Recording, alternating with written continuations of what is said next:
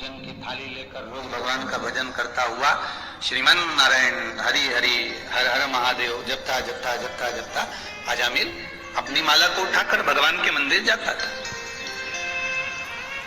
एक दिन एक मित्र ने कहा, क्या जरूरी है कि इसी रोड पे से मंदिर जाए? क्या जरूरी है कि इसी गली में से मंदिर जाए? क्या जरूरी है कि इसी रोड पे से जाए, इसी मार्ग से जाए?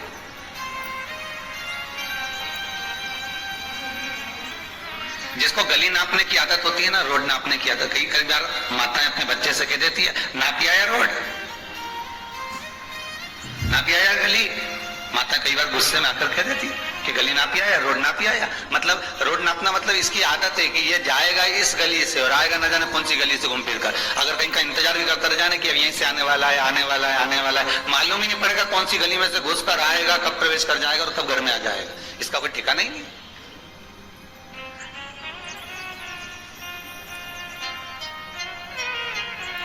अब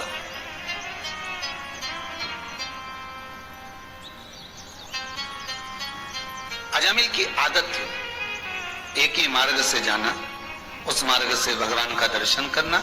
थोड़ी मंत्र जाप करते करते, माला जपते जपते, भजन करते करते चले जाता था और जाकर दर्शन कर कर वापिस आ जाता। आज एक मित्र मिल गया,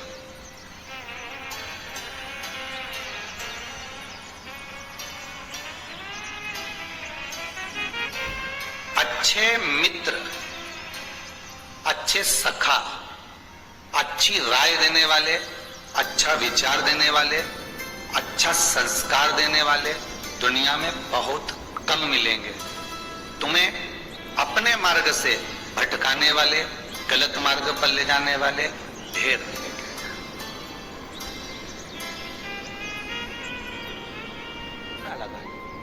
क्यों? उसका वर्णन है, अगर आप बुआरी लगाएंगे, झाड़ू लगाएंगे, पोछा लगाएंगे तो हो सकता है कोई जीव आपके हाथ के द्वारा मर जाए। अब एक बार ये कथा हमने काशी में कह दी थी, तो एक अम्मा खड़ी हो गई, उन्होंने कहा महाराज जी हम तो दोनों ही हैं और मेरी रे एकादशी तो मैं पोछा किससे लगूं? अब मैंने कहा अम्मा तू तो रहने दे, तू ही लगा ले। अब हम कहते कि अब एक तो बोल रहे कि हम घर में तो, और आप कह रहे हो कि जिसका व्रत रहे वो पोछा ना, तो मत लगाओ, छोड़ दो, एक दिन को जरूरी है झाड़ू लगा लिया सब पोछा। तो प्रयास करो कि कोई जीव ना मरे, प्रयास किसी जीव की हत्या।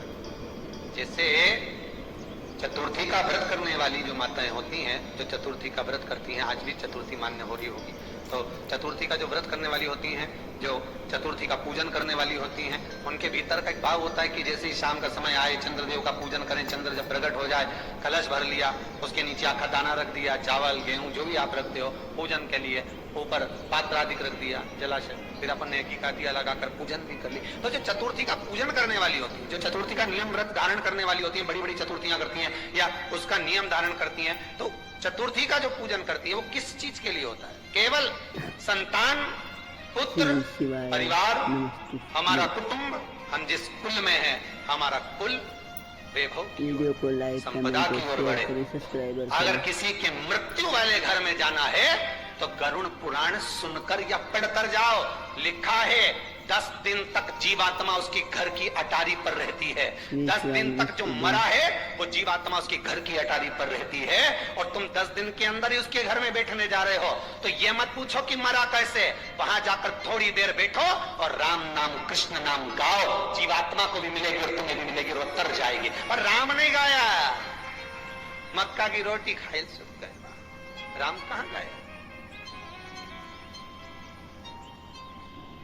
गाय की अगर आप सेवा कर रहे हैं, अच्छा गाय की सेवा भी बहुत बहुत कम लोग करते हैं। कई घरों में कुत्ता तो मिल जाए पर गौ माता नहीं मिले, और कुत्ता घुमाए नहीं, जब आधी आधी ऐसी ऐसी चड्डा पहन के तो ऐसी शान दिखाए कि हमारे बराबर कोई वीआईपी नहीं, कुत्ता घुमा रहे हैं, और वीआईपी इतना कि हमारे बराबर कोई नहीं। और कहीं का गाय के बछड़े को घुमाए तो लोग के गंवा रहे। कोई अगर गौ माता को घुमाने के लिए ले जाए, गाय को पकड़कर घुमाने के लिए ले जाए, शहर में गाय के बछड़े को घुमाने के लिए, तो लोग कहते हैं गंवा रहे, और कुत्ता घुमाए तो वीआईपी।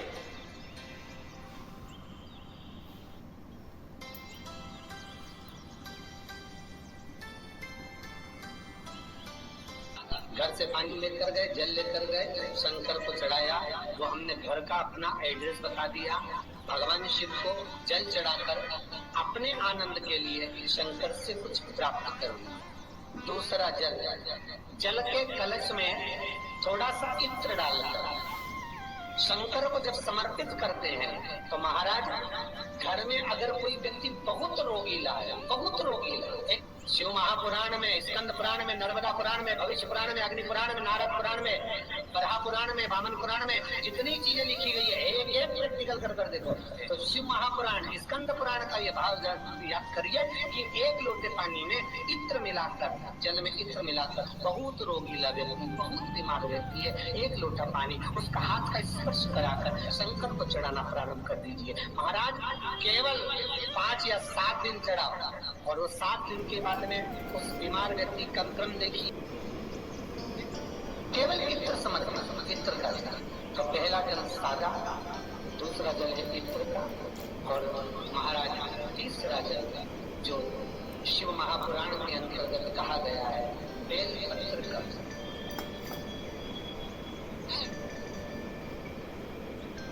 तीसरा जो जल है वो बेलपत्र का जल। बेलपत्र का जल कैसा? तो महाराज शिव महापुराण की कथा कहती है कि जल के पात्र को ले जाकर शिव को समर्पित करना, अर्थात अपनी मन की कामना भगवान शंकर से कह देना, केवल बेलपत्र के माध्यम, बोलना नहीं है हमको कुछ,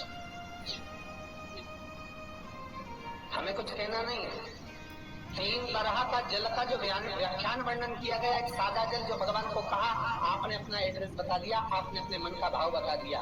इत्र का जो जल चढ़ाया गया वो केवल रोग मुक्ति के लिए चढ़ाया गया। और तीसरा बेलपत्र, अगर उस जल में एक बेलपत्र भी पड़ी हुई है और वो बेलपत्र पड़ा हुआ जल आप जिस भाव से चढ़ा रहे हो, जिस कामना से चढ़ा रहे हो, शंकर वो कामना आपकी पूर्ण कर, हमारी गलतियों को मिटाए। ये देखिए,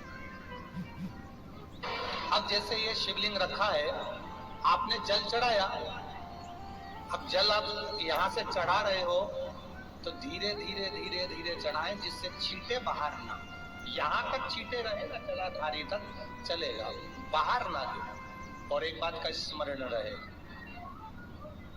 यदि बेलपत्री, फूल, पत्ती, जल चढ़ाने के बाद ये सब अगर नीचे गिर जाए, जलाधारी पर गिर गया या नीचे उतर गया, तुम्हारा पूरा जल चढ़ जाए, तुम्हारे पास में चंदन नहीं है, अबीर नहीं है, गुलाल नहीं है, कुछ भी नहीं हो, तो भी अपने हाथ की 3 उंगलियों से रेखा 3 खींचकर और फिर जो माला आदिकाधिक भगवान की रखी थी उसी से भगवान का वापिस पूरा श्रृंगार कर कर फिर वापिस आइए, भगवान को पूर्ण श्रृंगार। श्री शिवाय नमस्तुभ्यम। प्रदीप मिश्रा जी ने बताया कि अगर हमें कोई बीमारी है या कोई हमारी मनोकामना पूरी नहीं हो रही है तो हमें 3 तरह का जल भगवान शिव को अर्पित करना चाहिए, सादा जल और इत्र डाला हुआ जल और बेल पत्री वाला जल। अगर हमारी कोई मनोकामना है तो 1 बेल पत्र डालकर हम भगवान शिव को अर्पित करते हैं तो हमारी सभी मनोकामना पूरी हो जाती हैं। अगर हमारे घर में कोई बीमार है और बीमारी के लिए जल चढ़ाया है तो जल में थोड़ा सा इत्र डालकर भगवान शिव को जल चढ़ाना आरंभ कर दें, आपकी धीरे धीरे बीमारी ठीक हो जाएगी। प्रदीप मिश्रा जी के उपाय बहुत ही अच्छे और अचूक है। अगर आप भी ये उपाय करना चाहते हैं या देखना चाहते हैं तो मुझे लाइक, कमेंट और फॉलो ज़रूर करें। मेरी आईडी है धार्मिक वीडियो पूनम शर्मा हरियाणा। ओम नमः शिवाय। जय शिव शंकर। हर हर महादेव।